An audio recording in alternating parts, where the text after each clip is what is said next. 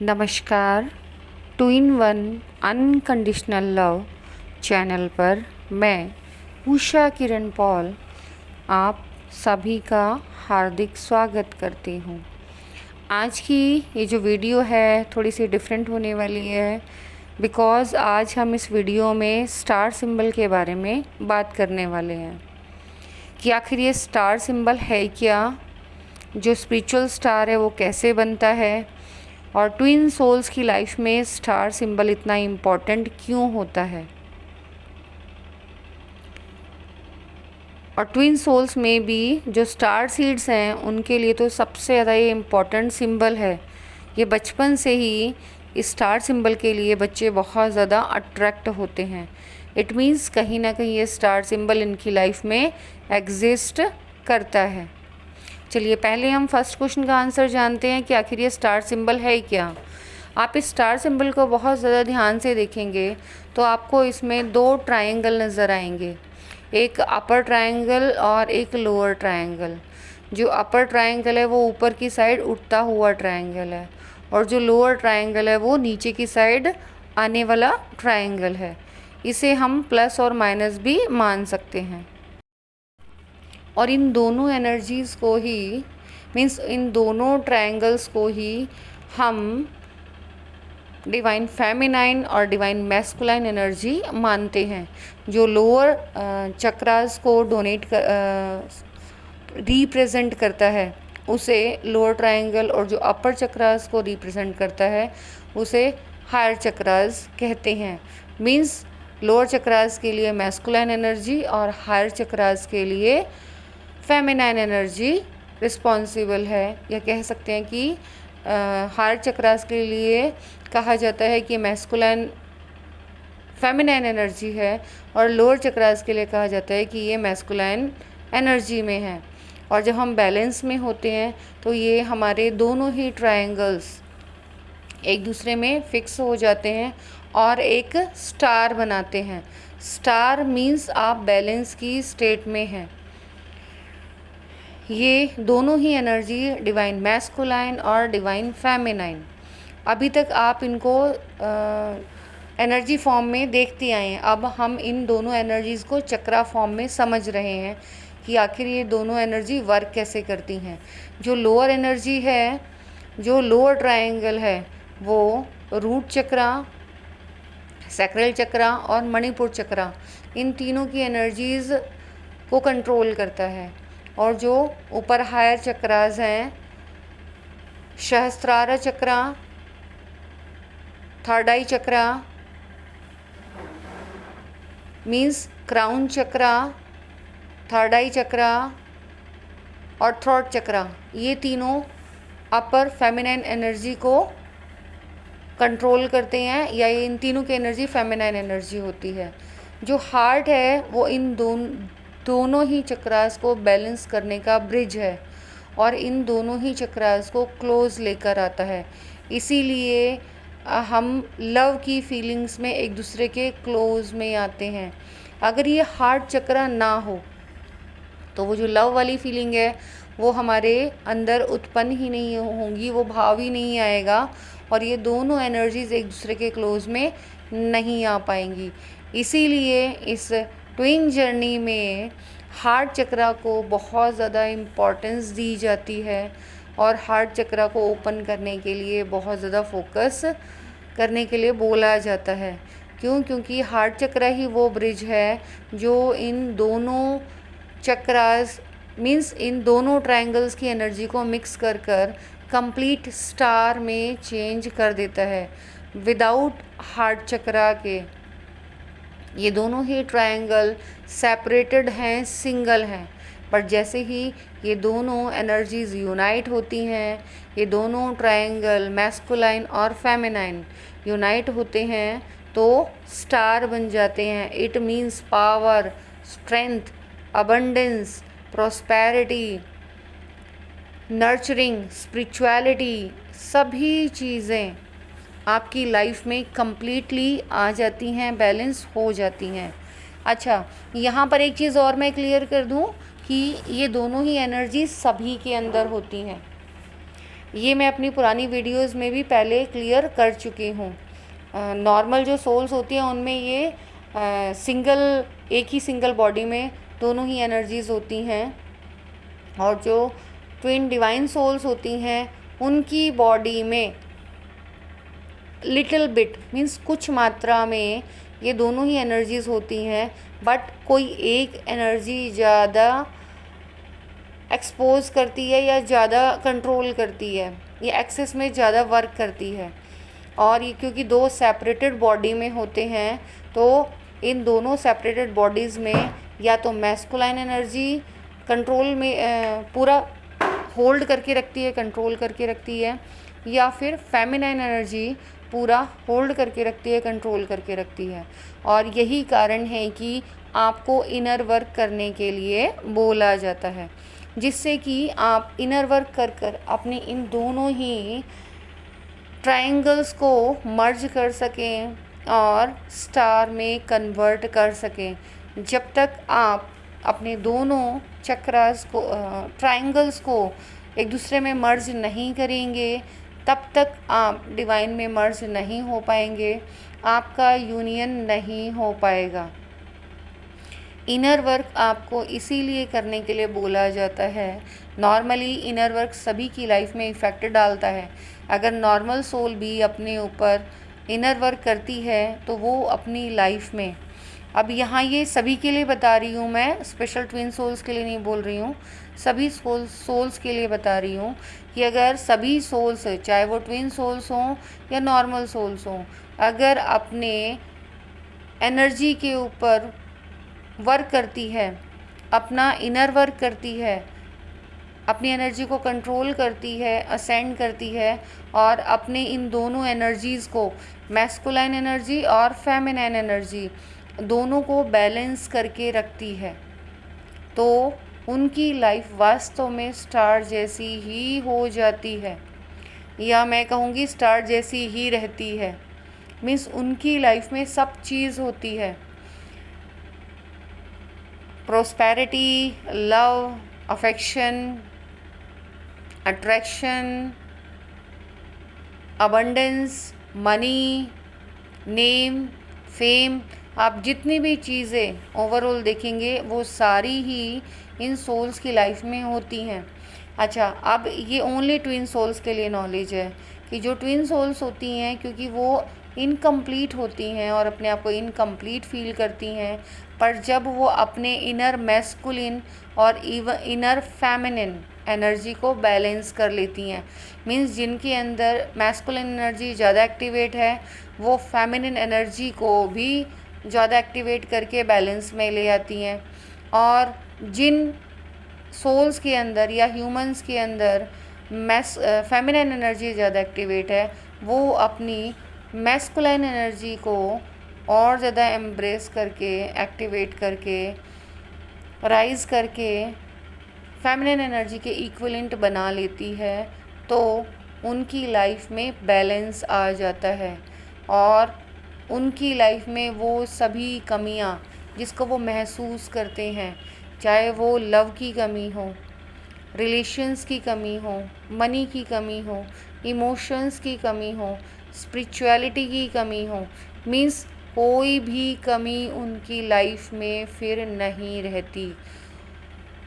Normal souls अपने ऊपर work करती हैं तो दोनों एनर्जी उन्हीं के अंदर होती हैं, वो असेंड होती हैं, बट जो ट्विन सोल्स हैं, कोई भी एक सोल, यहाँ ध्यान देना ज़रूरी नहीं है कि फेमिनिन एनर्जी ही इनर वर्क करे, कोई भी सोल, चाहे वो मैस्कुलाइन हो या फेमिनाइन हो, कोई भी सोल अगर अपने ऊपर वर्क करती है, अपने आप को असेंड करती है, तो दूसरी एनर्जी अपने आप ही एक्टिवेट हो जाती है, राइज हो जाती है। क्यों? क्योंकि दोनों ये जो एनर्जी हैं इंटरकनेक्टेड हैं, एक ही सोल के दो पार्ट हैं।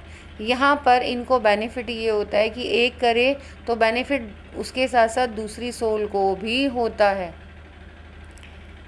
एक जो सोल है, एक बॉडी जिसमें ये डिवाइन फेमिनिन या मैस्कुलाइन एनर्जी है, वो अपने ऊपर वर्क करती है, तो दूसरी ऑटोमेटिकली अपने ऊपर वर्क करना स्टार्ट कर देती है।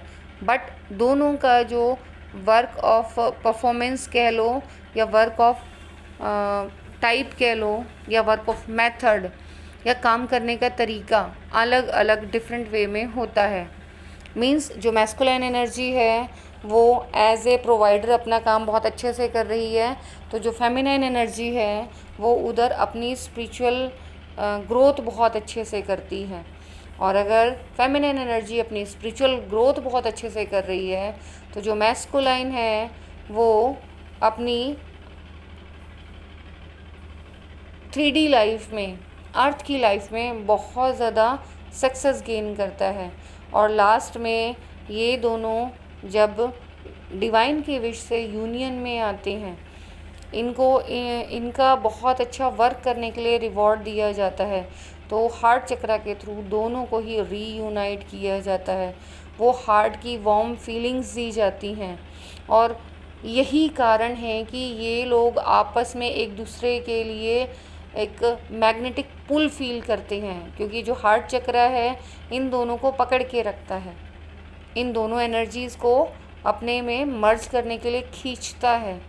और ये जो फीलिंग्स है, जो हार्ट वाली फीलिंग्स है, मीन्स लव वाली, अनकंडीशनल लव वाली फीलिंग्स है, ये फीलिंग्स कभी भी इनको एक दूसरे से अलग होने ही नहीं देती हैं।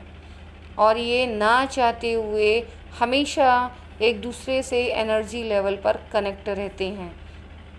इसीलिए कहा जाता है कि जो सेपरेशन है वो आपके लिए एक बहुत बड़ा इल्यूज़न है। Separation is the biggest illusion for twin souls. जो सेपरेशन है वो ट्विन सोल्स के लिए एक बहुत बड़ा इल्यूज़न है, क्योंकि वो ये जानते ही नहीं हैं कि वो चाहे कितनी भी दूर हों, वो अपने ऊपर एक वर्क करेगा, दूसरा अपने आप ही वर्क करने लग जाएगा। एक मटेरियल लाइफ में वर्क करेगा और एक स्पिरिचुअल लाइफ में वर्क करेगा। और जब दोनों की ग्रोथ कंप्लीट हो जाएगी तो दोनों रीयूनाइट होकर अपनी दोनों ही ग्रोथ के ऊपर वर्क करना स्टार्ट कर देते हैं। अब दोनों अपने ऊपर वर्क करें, दूसरी एनर्जी मैस्कुलाइन अपनी 3D लाइफ में वर्क कर रहा है तो फेमिनाइन अपनी स्पिरिचुअल लाइफ में वर्क कर रही है। बट असेंड होने के बाद जो फेमिनाइन एनर्जी है वो अपनी मैस्कुलाइन एनर्जी को जब असेंड कर लेती है तो अपने आप को बैलेंस करने के लिए वो भी मैस्कुलाइन की तरह एज अ प्रोवाइडर वर्क करने लग जाती है। और ठीक इसका उल्टा मैस्कुलाइन एनर्जी के साथ होता है। वो अपने आप को जब कम्प्लीटली हर लेवल पर 3D वर्ल्ड में ले आता है तो उसे वो कमी खलती है और वो स्पिरिचुअलिटी की तरफ जाता है। आपने अक्सर देखा होगा कि बहुत सारे लोग हैं, इतने अच्छी पोस्ट होने के बावजूद अपनी पोस्ट को छोड़कर वो मेडिटेशन में आ जाते हैं। और रीज़न यही है कि उन्होंने अपना 3D वर्ल्ड का मीन्स अपना मैस्कुलाइन वर्क कंप्लीट कर लिया। अब उनके अंदर की जो फेमिनाइन एनर्जी है उसका वर्क भी उन्हें कंप्लीट करना है और उन्हें अपनी स्पिरिचुअल ग्रोथ करनी है। और दोनों फिर एक्सचेंज हो जाते हैं। जो फेमिनाइन है वो अपनी स्पिरिचुअल ग्रोथ के साथ साथ अपनी मटेरियल ग्रोथ को करती है और जो मैस्कुलाइन एनर्जी है वो अपनी मटेरियल ग्रोथ के साथ साथ अपनी स्पिरिचुअल ग्रोथ करता है। और इस तरीके से जब दोनों सेम पेज पर आ जाते हैं, मीन्स जो मैस्कुलाइन है वो अपनी मटेरियल ग्रोथ के साथ साथ स्पिरिचुअल ग्रोथ कर लेता है और जो फेमिनाइन एनर्जी है वो अपनी स्पिरिचुअल ग्रोथ के साथ साथ मटेरियल ग्रोथ कर लेती है, तो दोनों बैलेंस में आ जाते हैं और ये जो स्टार ऑफ डेविड है वो कंप्लीट हो जाता है। इन दोनों ट्रायंगल्स के मर्ज होने की सिचुएशन को, कंडीशन को स्टार ऑफ डेविड के नाम से भी जाना जाता है। कुछ सोर्स जो अपना रिसर्च वर्क बहुत ज़्यादा अच्छे से कर रही हैं वो इस इंफॉर्मेशन के बारे में बिल्कुल जानती हैं, लेकिन जो ट्विन सोल्स, जो डिवाइन सोल्स अपना रिसर्च वर्क अच्छे से नहीं कर रही हैं, वो इन सब इन्फॉर्मेशन को नहीं समझ पा रही होंगी। तो आपके लिए ये आप ट्रिगर समझ सकते हैं कि आपको अभी अपने ऊपर कितना और ज़्यादा मेहनत करने की ज़रूरत है। ये ट्रिगर्स आपकी लाइफ में इसीलिए दिए जाते हैं जिससे कि आप अपने आप को असेंड कर सकें, चाहे आप मैस्कुलाइन एनर्जी में हों या फेमिनाइन एनर्जी में। आपके लिए कोई भी ऐसी सिचुएशन आए जिसे आप टावर मूवमेंट कहते हैं, तो समझ लीजिए कि आपका रिसर्च वर्क फिर दोबारा से आपसे मेहनत कराना चाहता है। मीन्स अभी भी कुछ रह गया है जो आप नहीं सीख पाए हैं। अब आपको रिसर्च करके अपनी उस कमी को फिर दोबारा से कंप्लीट करना है और बैलेंस में आना है। यहाँ पर एक चीज़ और मैं बता दूँ, कई लोग ये सोचते हैं कि जब वो अपना इनर वर्क कंप्लीट कर लेते हैं तो फिर उसके बाद उनको इनर वर्क करने की ज़रूरत नहीं होती। तो ये एकदम गलत सोच है। ये अपने एक्सपीरियंस के बाद मैं बता रही हूँ। जब मेरी स्पिरिचुअल ग्रोथ हो गई थी, मैं घंटों घंटों मेडिटेशन करने लगी थी, तो मुझे डिवाइन से मैसेज मिला। उन्होंने मुझे मना कर दिया कि सिर्फ 1 घंटे मेडिटेशन करना है, उससे ज़्यादा मेडिटेशन नहीं करना। इट मीन्स कंपल्सरी 1 घंटा मेडिटेशन सफिशिएंट है या ज़रूरी है कि 1 घंटा हम डिवाइन सोल्स को मेडिसिन नहीं, हमारे लिए जो मेडिटेशन है वो मेडिसिन का काम करता है, इसीलिए अक्सर मेरे मुंह से मेडिसिन ही निकल जाता है। तो ये जो मेडिटेशन है वो हमारे लिए मेडिसिन है, इसके बिना हम रह नहीं सकते। अगर हम डेली 1 घंटा अपना मेडिटेशन कंप्लीट नहीं करेंगे तो हम डिवाइन से कनेक्ट नहीं रहेंगे, जो हमारी एनर्जी है वो हाई नहीं रहेगी, वो वापस लो वाइब्रेशन में चली जाएगी और फिर दोबारा हमें वापस से वो पूरा इनर वर्क करना पड़ेगा। इसीलिए एक बार असेंड होने के बाद आप लोगों को इस इनर वर्क को कॉन्टिन्यूटी में रखना है। इट मीन्स आप अपने आप को असेंड तो आपने कर लिया, इसका मतलब ये नहीं है कि अब आप मेडिटेशन छोड़ सकते हैं। आपको रेगुलर 1 घंटा मेडिटेशन करना है, जिससे कि हमारा ये star of David, star of symbol, हमारी दोनों एनर्जीज़ मैस्कुलाइन और फेमिनाइन दोनों ही कंट्रोल में रहें, बैलेंस में रहें और हम अपनी ट्विन सोल से भी कनेक्टेड रहें। बहुत बार जब दोनों के दोनों, यहाँ ध्यान देना थोड़ा कि जब दोनों मैस्कुलाइन एनर्जी और फेमिनाइन एनर्जी अपने इन स्टार एनर्जी को बैलेंस कर लेती हैं, मीन्स ये स्टार एनर्जी की फॉर्म में आ जाती हैं, तब वो क्रिएटर बन जाती हैं। अब ये टर्म आपके लिए थोड़ा सा न्यू है कि क्रिएटर क्या होता है, कौन होता है। इसके बारे में हम नेक्स्ट वीडियो में बात करेंगे कि हु इज़ क्रिएटर। यहाँ सिर्फ़ और सिर्फ हम इस सिंबल के बारे में बात करें, स्टार सिंबल, कि ये कैसे बनता है, इससे बेनिफिट क्या होता है। बेनिफिट मैंने आपको बता ही दिया कि आप कंप्लीटली ग्रोथ में आ जाते हैं, चाहे आप डिवाइन मैस्कुलाइन फॉर्म में हों या डिवाइन फेमिनाइन फॉर्म में, आप बैलेंस की स्टेट में आकर अपनी स्पिरिचुअल और मटेरियल दोनों ही ग्रोथ कर पाते हैं। यही कारण है कि जब एक मैस्कुलाइन अपनी फिज़िकल या मटेरियल ग्रोथ करता है, उसके बाद उसकी लाइफ में स्पिरिचुअल ग्रोथ आती है।